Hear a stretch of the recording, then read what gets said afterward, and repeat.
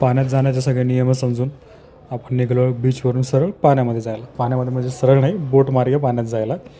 कारण की नियम पण ऐकणं गरजेचं आहे की काय करायचं आणि काय नाही करायचं. त्यांनी सांगितलं काहीही करा, पोहता येत असेल तरी लाईफ जॅकेट घाला आणि नाही पोहता येत असेल तरीही लाईफ जॅकेट घाला, कारण की लाईफ जॅकेट घालणं खूप महत्त्वाचं आहे.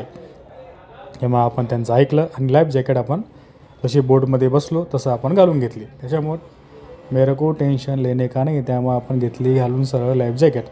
आणि भाई पाणी तर काय पाणी होतं आणि काय समुद्र, एक नंबर समुद्र आणि एक नंबर स्वच्छता. पाणी मी समुद्राचं पाणी म्हणेल की आपल्याला घराला जसं नळाला पाणी येतं सकाळी सकाळी, त्या लेवलचं पाणी भाई एकदम क्लिअर, एकदम शुद्ध, पिण्यासारखं नाही पण खारट पाणी समुद्राचं आहे, पण शुद्ध पाणी, एकदम शुद्ध, एकदम क्लिअर पाणी. तो समुद्रकिनारा बघून मजा आली एकच नंबर. त्यानंतर आपण बोटीमध्ये गेलो. इथून सगळ्यात पहिले आपण उचलली लाईफ जॅकेट, ती घातली आणि मग आपण आपले व्हिडिओ शूट करायला चालू केलं. धिंगामस्ती करत करत आपण चालू केलं.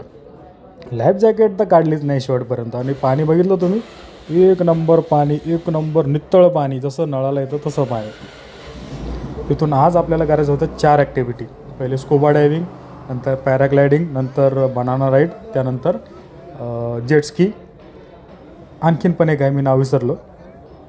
पाण्याला खेळत वगैरे आपण पोचलो आपल्या स्कुबा डायव्हिंगच्या ठिकाणी. आणि तिथं आपले स्कुबा डायव्हिंगमध्ये माझे तरी 2-3 तास तरी गेले, कारण की पब्लिक जरा जास्त होती. आणि हा आहे सिंधुदुर्ग किल्ला.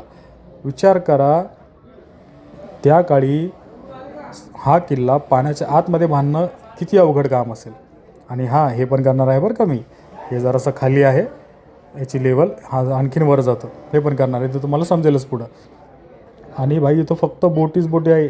तिथं नजर जाईल तिथं फक्त बोट आणि लोक, कारण की सुट्टी होती, पीक लेवलमध्ये आपण गेलो. आणि किल्ला तुम्ही विचार करा, समुद्राच्या आतमध्ये किल्ला बांधणं सोपी गोष्ट आहे का? ती त्या काळी खूप मेहनत लागली असेल त्या काळी किल्ला समुद्रामध्ये बांधण्यासाठी, खूपच अतिप्रमाणामध्ये.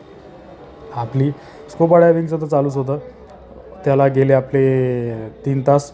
आणि हे जे दिसतं हे स्कुबा डायव्हिंगचं चालू आहे, त्याचं प्रशिक्षण देणं की कसं करायचं, काय करायचं. आणि आता गेला स्कुबा डायव्हिंग करणारा जो दाखवला होता तो मध्ये पाण्याच्या. आणि भाई पाणी थंड, एक नंबर थंड पाणी. मी हिवाळ्यात गेलो आहे आता आणि त्याच्यात तेवढं थंड. आणि तिथे गेल्याच्यानंतर आपली धमाल मस्ती आपण कशी सोडू शकतो? स्लो मोशनमध्ये तर धमालच करणार आपण. मिशा तर आहेच ना भाई, मिशाला पिळा दिल्याशिवाय स्लो मोशन कधी होईल का आपलं? आणि आता पुढच्या